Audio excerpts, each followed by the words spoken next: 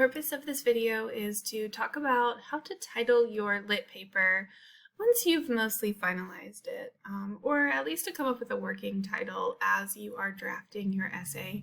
And I just have a couple of short suggestions for you that follow a relatively standard or one choice for a standard title for an academic paper.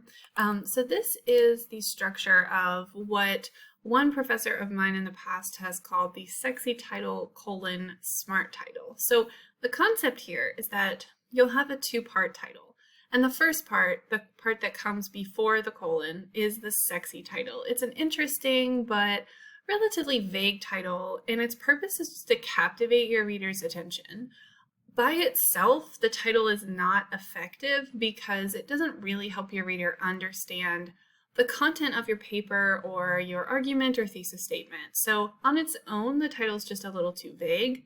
That's why it's paired with the smart title. Now, a smart title by itself is perfectly fine, but if you want to just level up your title a little bit, give it something extra, then you can go with the sexy title, smart title. And the smart title is really straightforward. It's clear by reading the title, what is the content of your essay or your paper.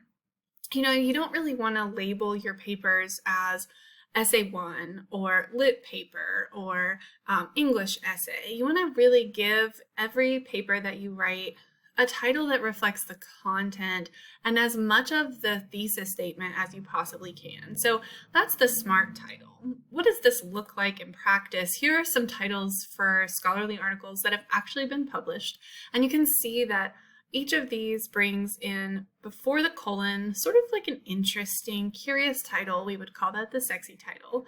And then the stuff that follows the colon is the smart title, which gives us the actual content of what this paper or this essay is going to be about. So, for example, the first bullet, a world of her own invention. If we just read that as the title on its own, we wouldn't necessarily know, what is this about? Is it about women inventors? Is it about a whole bunch of different worlds invented by one person?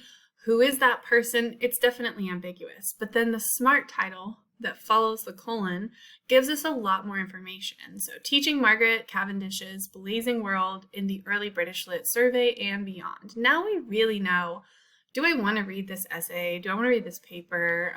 Because it gives us more information about the content of what's in it. Another example, Religion Counts. That's the sexy title. So if we just had that as the title, we would probably think, well, what specifically is this paper going to be about?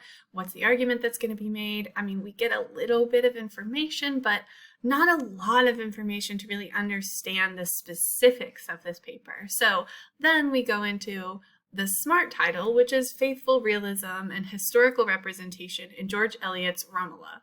In that case, we know the author that's being analyzed, we know the text that they're looking at, and we know specifically about two things that they're going to be trying to understand from this author's work: faithful realism and historical representation. So that smart title really just gives us what we need from a title, but the sexy title gives us something interesting. We can see that also in these last two, Reframing the Refugee, Jenny Erpenbeck's Compassionate Politics, and then Elusive Mother Country, the Literature of the Indian Caribbean Windrush. So we've got this example here, these examples to kind of show you what does a sexy title and smart title pair look like? And you can see the structure is the same if you're going to use this format for titling.